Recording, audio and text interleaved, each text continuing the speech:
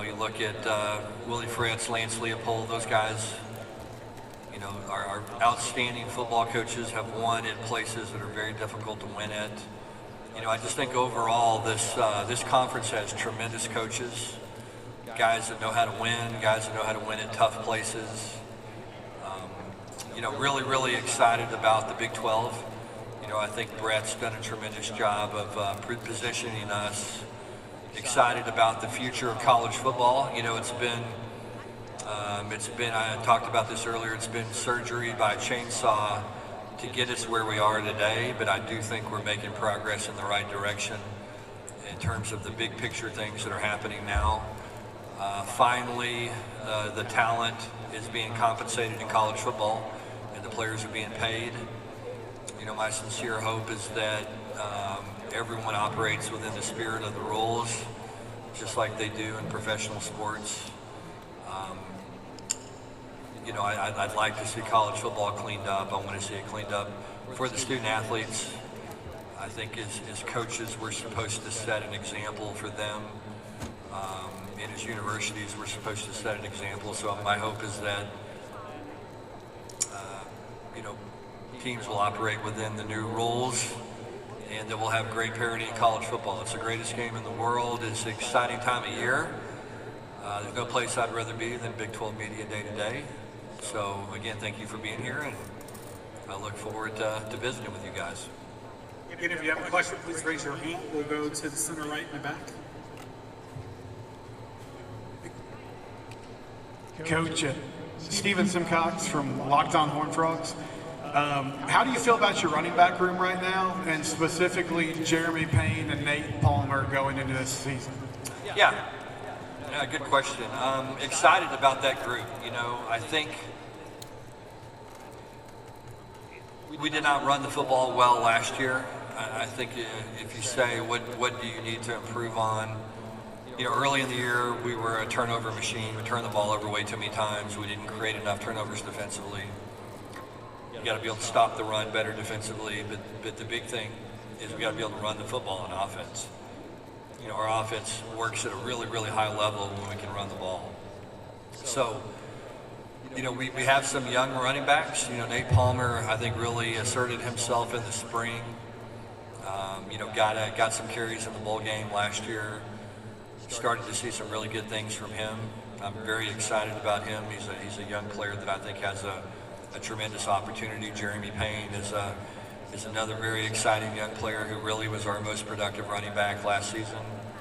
Trent Battle's a veteran who's been a journeyman for us, who's done a lot of different things for our program to help us win. He's coming back. And then Kavorian Barnes is a transfer that we're very excited about. We've got to finish runs and play more physical than we did last year at that position. Those guys are capable of doing that. We've got to play better up front. We've got to do a better job being physical and having that mindset. So, I think a big part of our success this year is going to be determined by how well we run the football, and can we do it consistently, and can we do it in critical situations. We'll go forward for the center right.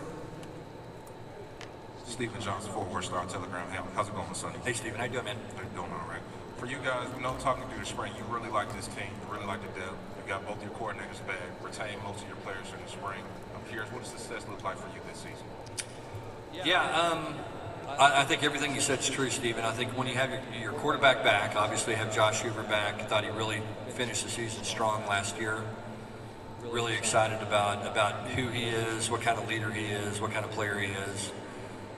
But I think having Andy Avalos back for year two, I think we'll make some huge strides defensively. I think we're going to be able to do more things. We've got more depth outside, really, at the cornerback position that I think will allow us some freedom that we hadn't had in the past, to be a little bit more exotic in some of the things we do defensively.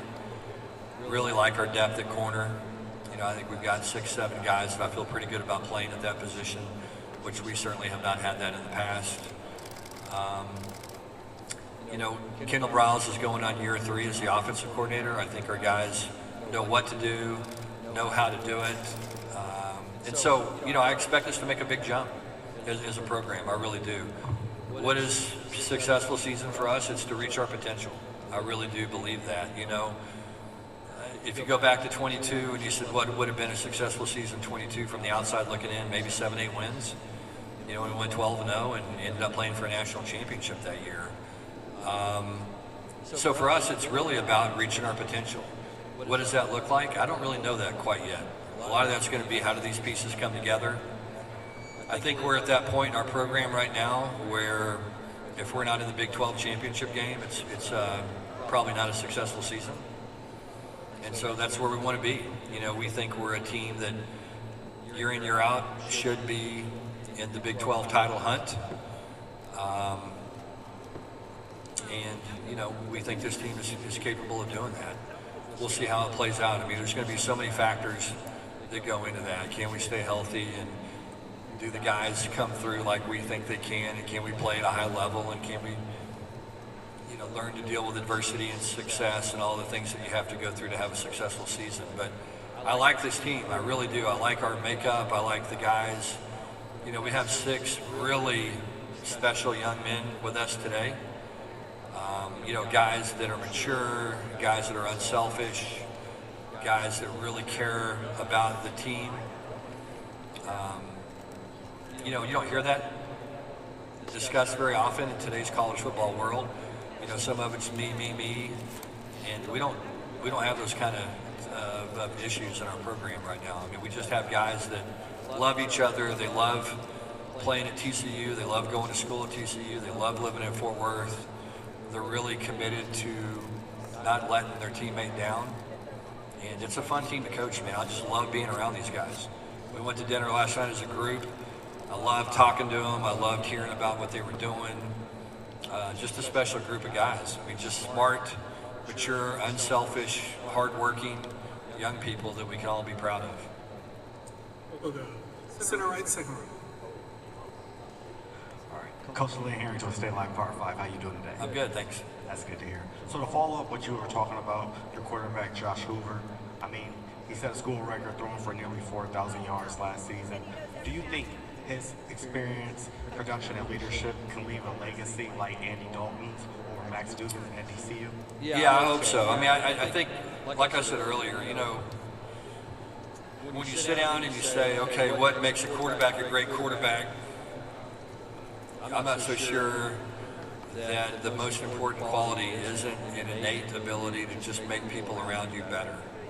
And I think that's what Josh does better than anything. Now, look, he throws the ball as well as any quarterback I've coached, and I've been fortunate to coach some good ones. You know, #1 pick overall, Super Bowl MVP, guys like that have gone on and had a lot of success at the next level. He's right there in terms of his ability to throw the football.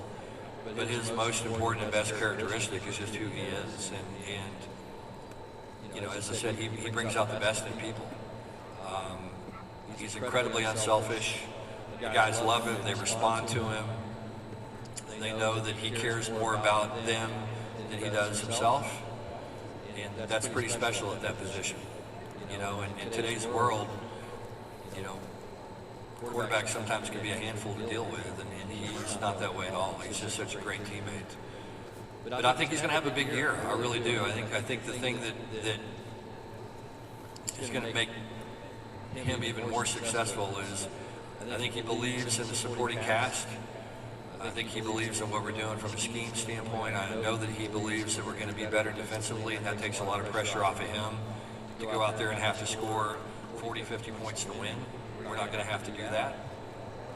And so he can go out there and check the ball down and make the routine plays, and that's going to be good enough to give us a chance to win on Saturdays. And when you know that as a quarterback, that takes a lot of pressure off of you. It just allows you to go out and perform and do your job and not try to do too much.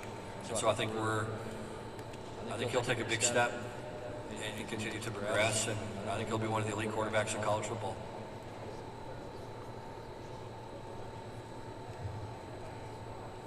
Hey, Coach. Wanted to ask you just right here to your right. Okay, sorry. You're good. Nick Hamilton, Nightcast Media. Just wanted to ask you just how impactful has Elijah been to your program, and what do you see for him this season? Well, you know, he's been a little bit banged up so far. had a pretty significant injury coming over from Washington, but expect him to, played on the national championship team in Washington as a starting corner. Expect him to be a vital part of our team. Got a lot of experience playing. Really, really talented. Haven't really seen him completely well yet. Had a pretty significant surgery, but reports are that he is back full speed.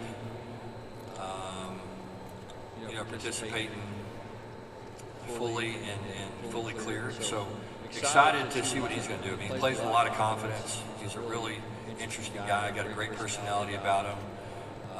Very competitive. Certainly going to give us a ton of depth at that position. A lot of experience. And as I talked about earlier, in today's world, having corners that you're comfortable matching up with, it just really changes what you can do defensively. It allows you so much more freedom, and you can be much more aggressive in what you want to do and how you want to do it. So excited about Elijah and and what he's going to mean to our program. Hi, Sonny. How are you? Good. How are you? Great, thank you. You're welcome. My name is Fatima Johnson with D210 Sports. I have a two-part question for you. Okay. So with Bud Clark entering what could be his final college season, how close do you feel he is to being NFL ready? And from a coach's perspective, what areas do you feel he needs more improvement? Yeah, good question. I think, I think Bud, quite frankly, was probably NFL ready last year. Bud has played so much football. If you go back and you look at the 22 season, we're playing in big games, and Bud's making play after play after play in those big games on the biggest stage, in the national championship game, in the semifinal game against Michigan, made a bunch of big plays.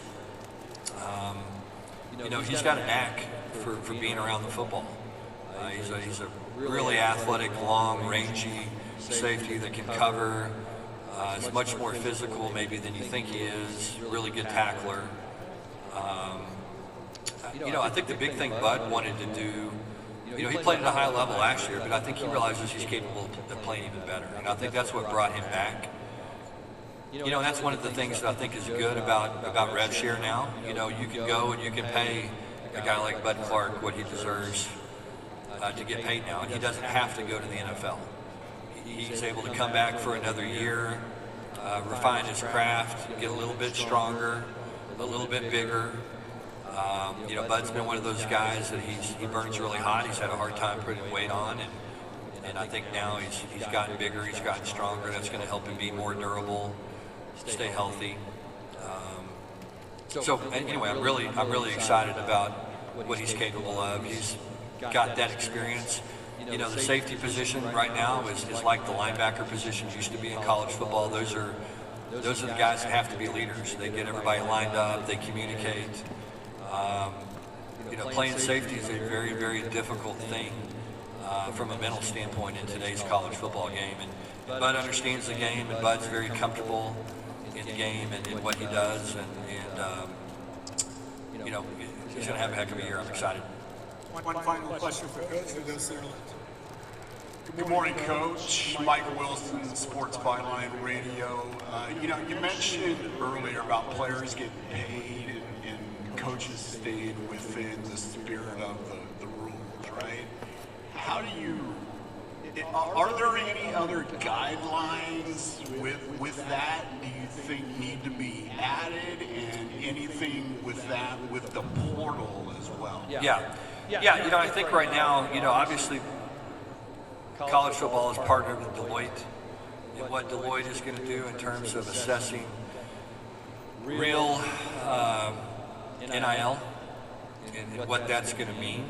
And okay, so what happens if you violate that? What's going to be the cost of doing that, and all the things? There's so much football, there's so much passion around college football right now that you're going to have people, you're going to have boosters, you're going to have fans, you're going to have people that, want to break rules. I mean, that's been part of the game of football for forever. Hundreds of years, going back 100 years. It's been happening forever. And I think finally now we have a system, or we're developing a system that is supposed to help provide some guidance in that. My hope is that Deloitte, that they have teeth, that the NCAA provides them with an opportunity, or college football provides them with an opportunity to, to help manage these things. Because college football is better when there's parity. That's what makes the NFL great.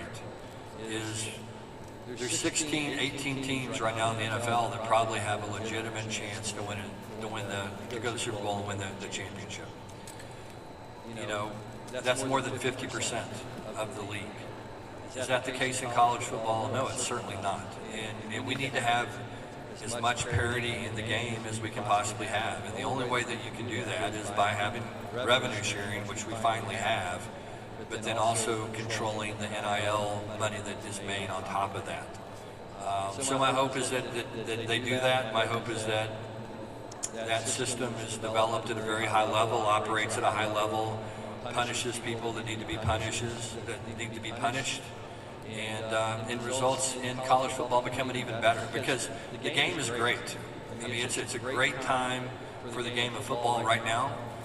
As I said, the players are being compensated. The players have freedom to make decisions that's going to benefit them and their families. It's about time that they've had those. It's resulted in some awkward situations for all of us involved in the game, but I think it's where it needs to be. And I'm really, really excited about the future of college football. I really believe in the game. I believe in the players. I want the adults to be adults, and I want us to operate within the framework of the rules, and I want us to do what is best for the game and what's best for the kids. And we need to have that mentality as we move forward. So, my hope is that we'll continue to develop those systems, and those systems will be able to have some teeth, and we'll be able to do what they need to do to help govern the game and make it even better than it is. Coach, thank you for your time today, and good luck this season. Okay, thank you guys, appreciate it.